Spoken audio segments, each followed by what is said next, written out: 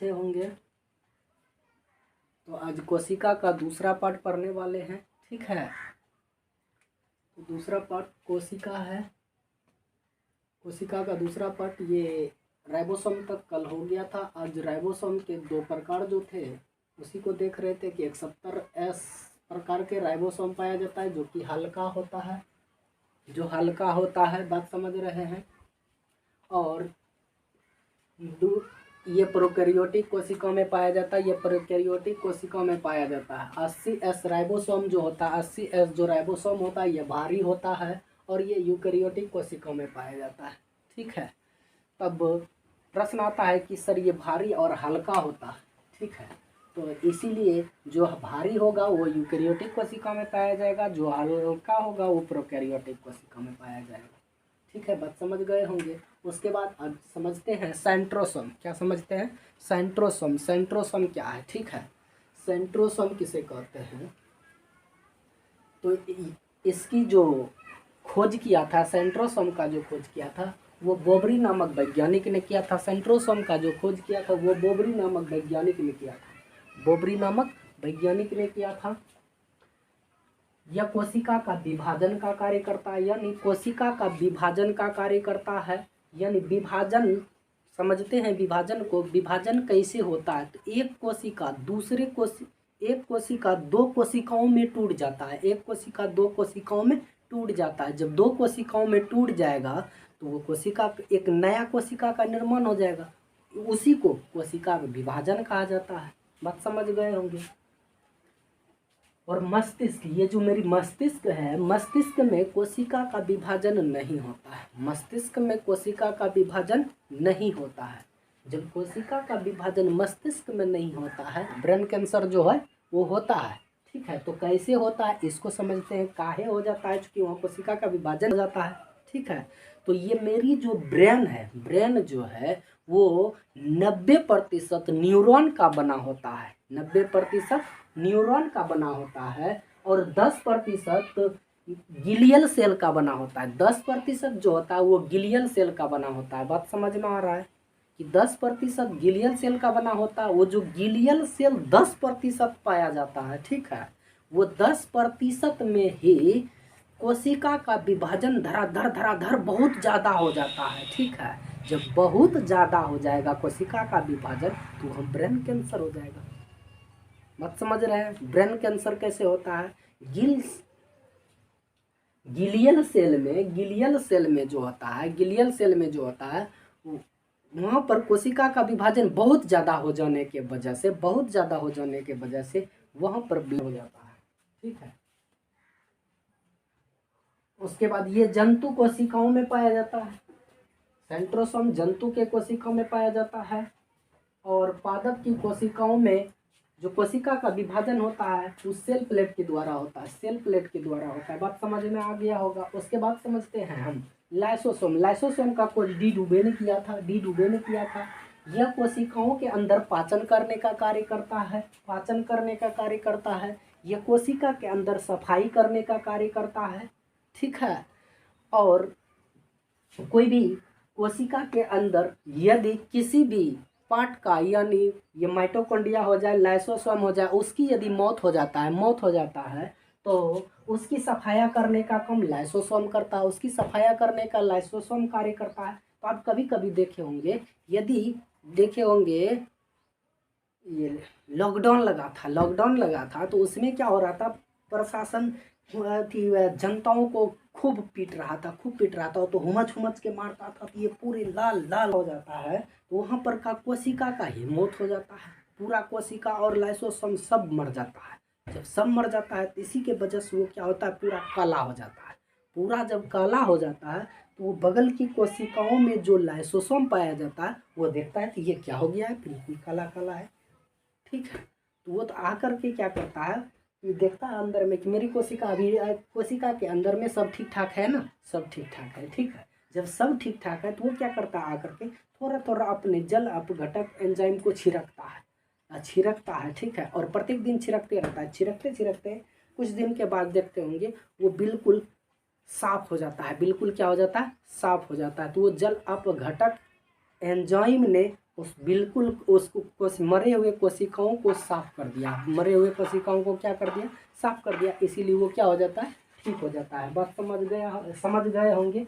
इसीलिए इसे आत्महत्या की थैली या एटम बम कहा जाता है, ठीक है। और ये लाइसोसोम जो होता है आरबीसी के अंदर नहीं पाया जाता, आरबीसी के अंदर लाइसोसोम नहीं पाया जाता है। तो इसी नहीं पाया जाता है तो आरबीसी की जो जीवन काल होता है वो 120 दिन की होता है। 120 दिन के अंदर में लाइसोसोम की दिन के बाद मरेगा वो, तो उसकी सफाया कौन करेगा, उसमें तो लाइसोसोम नहीं पाया जाता। इसीलिए आरबीसी का जो 120 दिन का मौत होता है, यदि मरने लगता है तो वो कहाँ जाके मरता है पता है, वो जो है ना स्प्लीन या प्लीहा में जाके मरता है। कहाँ मरता है जाकर के, स्प्लीन प्लीहा में जाके मरता है, ठीक है। और इसीलिए एथिलीन को आरबीसी का कब्रगाह कहा जाता है, कब्रगाह कहा जाता है या कब्र कहा जाता है, ठीक है। बात समझ गए। उसके बाद ये था लाइसोसोम। उसके बाद लाइसोसोम और करता है क्या, लाइसोसोम पूरे कोशिकाओं के अंदर कोई भी सिस्टम यदि कार्य नहीं करे, जैसे माइटोकॉन्ड्रिया काम नहीं करता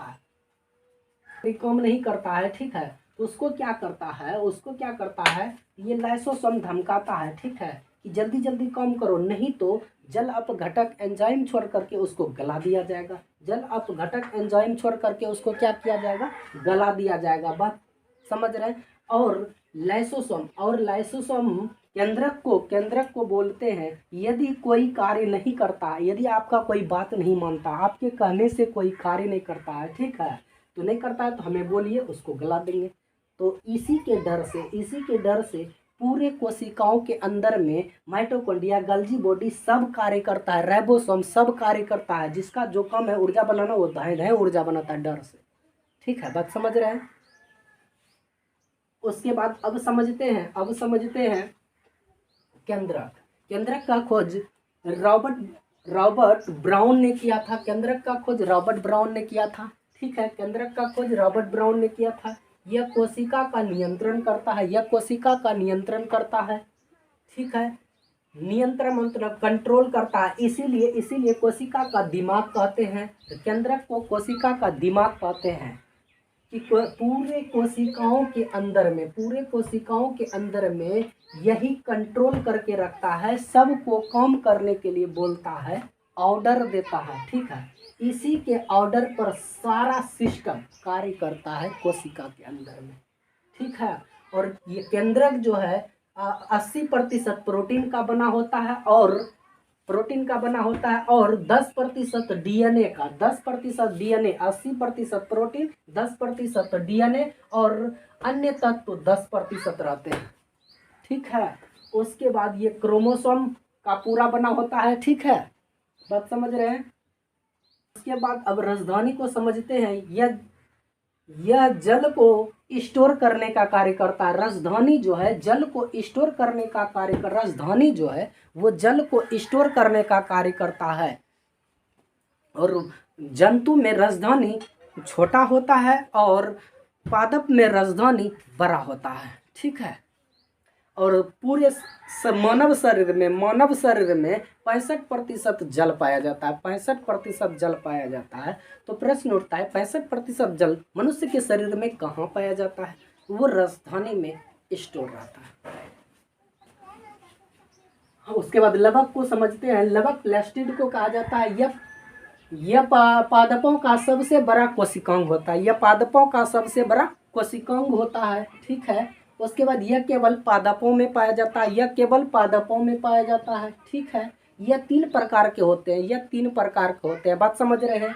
यह 3 प्रकार के होते हैं। कौन कौन होते हैं, हरित लवक और वर्णित लवक और वर्णित लवक। बात समझ रहे हैं, फिर से रिपीट करते हैं, हरित लवक और वर्णित लवक, वर्णित लवक, ठीक है। तो हरित लवक का क्या कार्य होता है, ये भोजन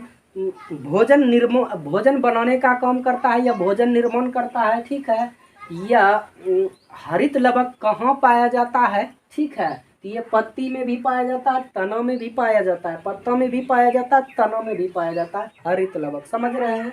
उसके बाद अवर्णित लवक जो होता है ये क्या करते हैं, ये भोजन का संग्रह करता है, ये भोजन का क्या करता है, संग्रह करता है, ठीक है। और ये जड़ तथा फल दोनों जगह पाया जाता है, जड़ में भी पाया जाता है, फल में भी पाया जाता है, ठीक है। उसके बाद ये वर्णित लवक को समझते हैं। वर्णित लवक क्या करते हैं, ये रंग प्रदान करते हैं, या क्या करते हैं, रंग मतलब कलर प्रदान करता है, ठीक है। बात समझ रहे हैं। तो रंग प्रदान करते हैं, जैसे कि टमाटर हुआ, मिर्च हुआ, ये किसके वजह से लाल होता है, किसके वजह से लाल होता है, ये लाइकोपेज के वजह से होता है, ठीक है। उसके बाद ये गाजर कैरोटीन के वजह से होता है, ठीक है। गाजर जो लाल होता है वो कैरोटीन के वजह से होता है। चुकंदर जो लाल होता है वो बीटानॉन के वजह से होता है, ठीक है। उसके बाद फलों का पीला रंग, फलों का जो पीला रंग होता है, बात समझ रहे हैं ना, वो जेंथोफिल के वजह से होता है, जेंथोफिल के वजह से ये क्या होता है, पीला होता है। बात समझ गए होंगे।